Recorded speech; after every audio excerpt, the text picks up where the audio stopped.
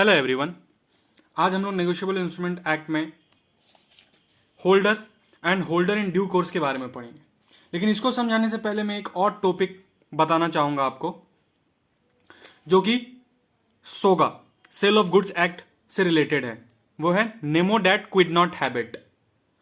Nemo डैट क्विड नॉट हैबिट, जिसका मतलब क्या होता है? जिसका मतलब होता है कि no one can transfer better title to other than he has. No one can transfer better title to other than he has. अगर आप मालिक हैं तो ही आप किसी और को मालिकाना हक दे पाएंगे। अगर आप सामान चोरी करके बेच रहे हैं, तो आप उसको चोर का ही तो हक देंगे, क्योंकि आपके पास तो ओनरशिप है नहीं। आप दूसरे को ओनरशिप कैसे ट्रांसफर कर सकते हैं? आपके पास जो टाइटल है वही टाइटल आप दूसरे को पास करेंगे। अब आगे समझ में आएगा ये टॉपिक मैंने आपको पहले क्यों बताया। अब जानते हैं holder and holder in due course के बारे में। Holder and holder in due course. Holder आपको सेक्शन 8 में मिल जाएगा नेगोशिएबल इंस्ट्रूमेंट एक्ट में, और holder in due course section 9 में। होल्डर कौन होता है? Legal owner of instrument. कोई भी इंस्ट्रूमेंट का लीगल ओनर को होल्डर बोलते हैं। पर्सन नेम रिटेन रहता है। Entitled to receive the amount. Holder वो होता है जिसका नाम प्रॉमिसरी नोट में मेंशन्ड होता है। दूसरा, वो अमाउंट रिसीव करने के लिए इंटाइटल्ड है।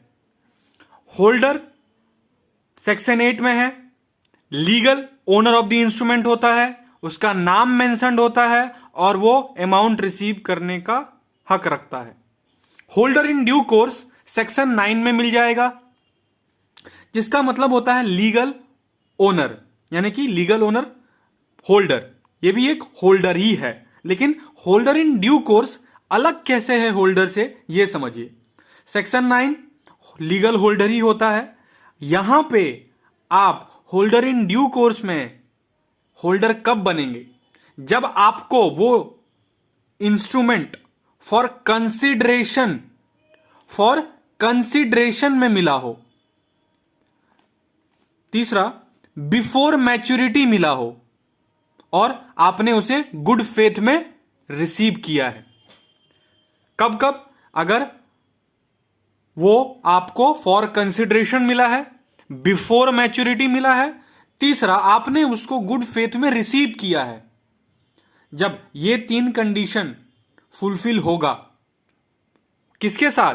एक और कॉमन कंडीशन जो कि है लीगल ओनर, तब आप कहलाएंगे होल्डर इन ड्यू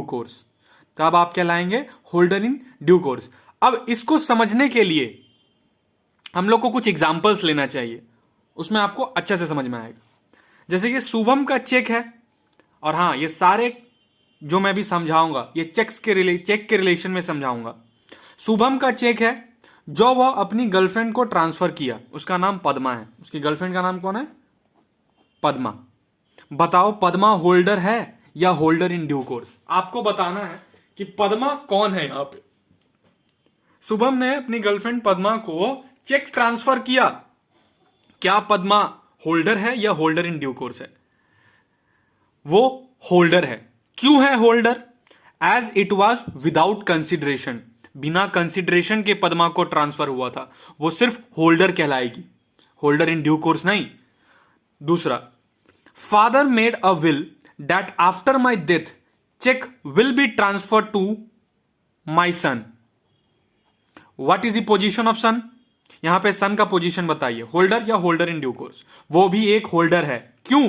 क्योंकि एक फादर ने भी अपने बेटे को अपना प्रॉपर्टी का हिस्सा या वसीयत, कुछ भी, जैसे कि यहां पे मैंने चेक से रिलेशन में बोला है, तो अगर वो चेक ट्रांसफर करता है तो विदाउट कंसिडरेशन किया है, इसलिए उसका सन भी होल्डर है, होल्डर इन ड्यू कोर्स नहीं। शुभम का चेक था, राणा चोरी कर लिया। बताओ उसका पोजीशन।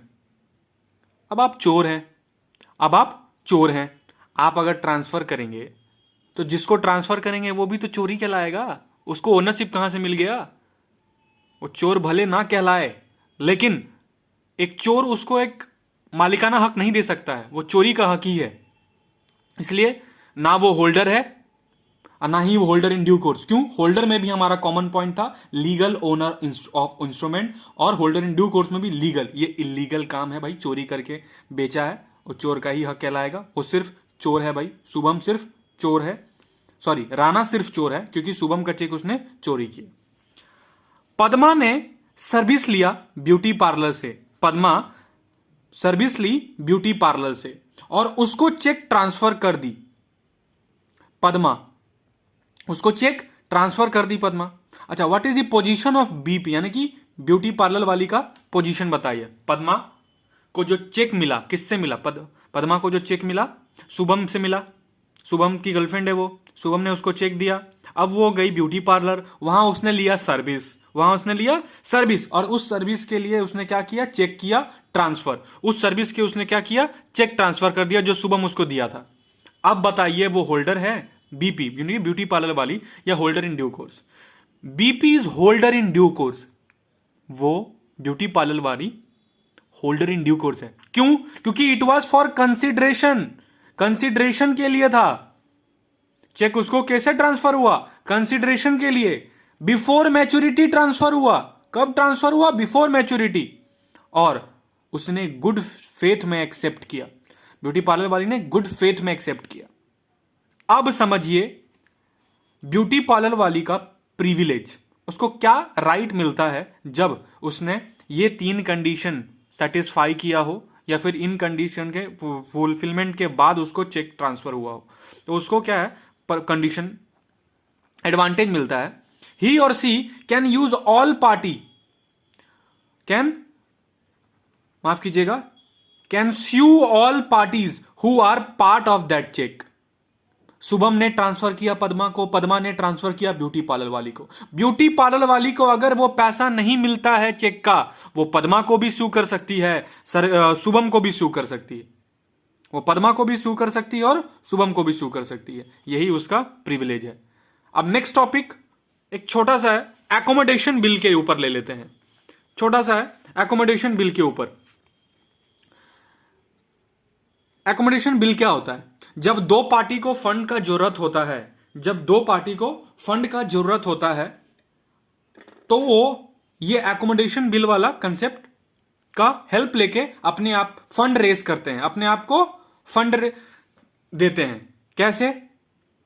वो म्यूचुअल सेटलमेंट करते हैं, दो आदमी के बीच में होता है ये।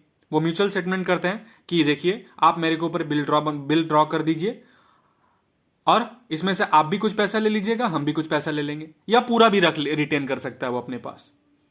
दो आदमी एक म्यूचुअल सेटलमेंट करके, म्यूचुअल एकोमोडेशन बोलते हैं उसको, एक बिल ऑफ एक्सचेंज दूसरे के ऊपर भेजता है और वो एक्सेप्ट करके रिटर्न करता है और वो बैंक से उसको डिस्काउंट करवा लेता है। यही एकोमोडेशन बिल का कंसेप्ट है। इन शॉर्ट में बोलूं तो जब किसी को फंड का जरूरत पड़ता है और बिना खरीदी बिक्री के वो इस इंस्ट्रूमेंट का यूज करके फंड रेज कर सकते हैं, एकोमोडेशन बिल्स ऑफ एक्सचेंज में आता है।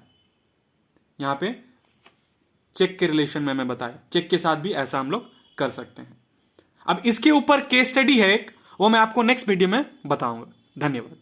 आज के लिए सिर्फ इतना ही।